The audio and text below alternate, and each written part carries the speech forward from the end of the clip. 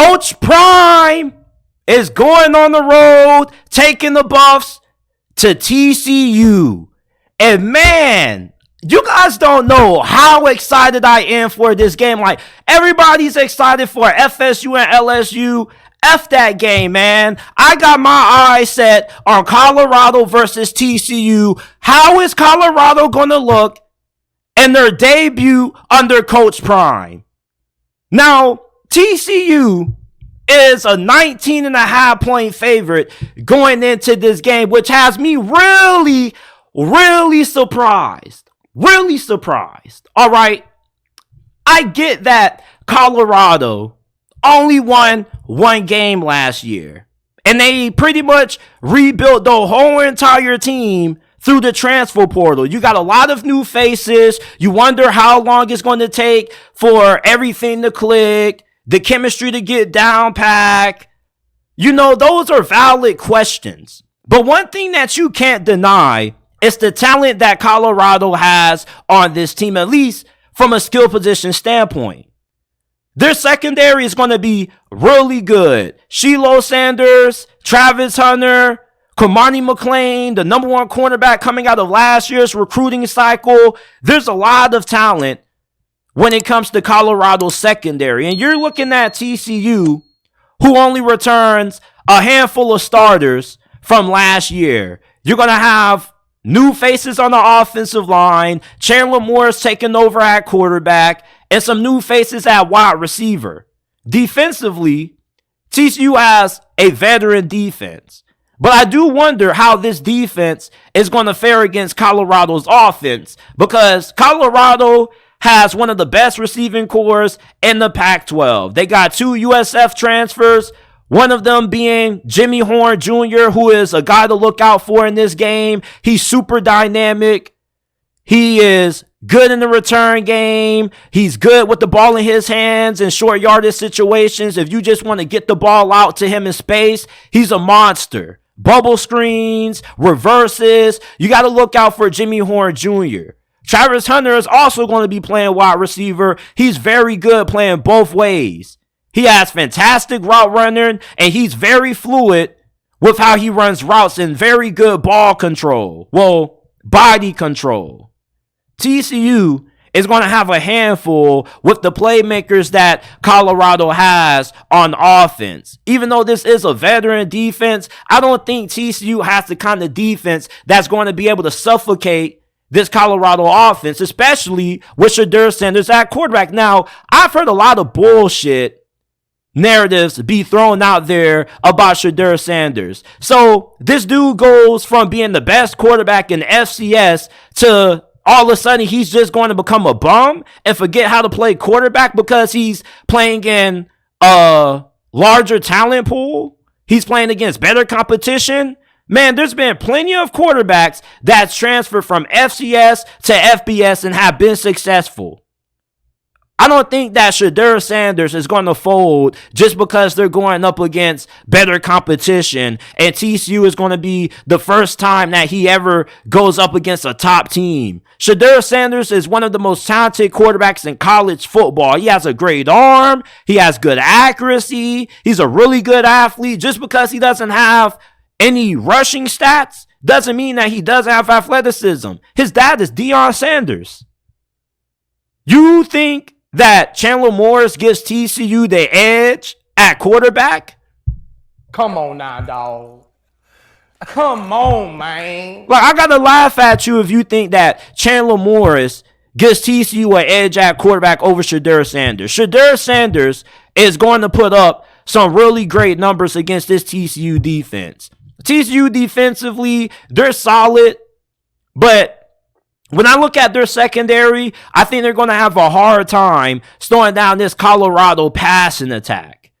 I don't think enough people know how good Deion Sanders truly is. Many people have this warped perception that just because Deion came from a lower level school that he's going to have a little bit of a transition phase where he struggles. Listen, if you're a good quarterback, you're a good freaking quarterback. I've yet to see a quarterback dominate in FCS and just become a jabroni at a major school when he transfers.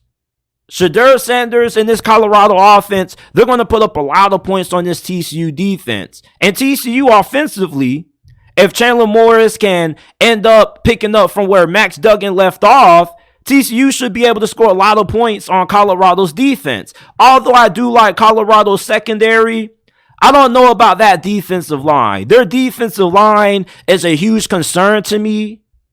I don't really know if they're going to have a guy who's going to be able to step up and get consistent pressure for them. I don't even know if they're going to have much of a pass rush at all. There's not a lot of proven productivity on the defensive line that Colorado has. TCU, you have veterans, you have experience, you have production. Colorado doesn't really have that, and that's why you got people who kind of doubt Colorado's ability to really hang around with TCU in this game because they feel like TCU, being the more deeper team, is going to be able to somewhat get the better of Colorado as this game progresses on, and that very well can happen. We also have to take the note that Colorado has to play this game on the road at TCU, which is a really tough place to win at, especially when you are trying to get chemistry and things still right. You're still trying to get the communication on par.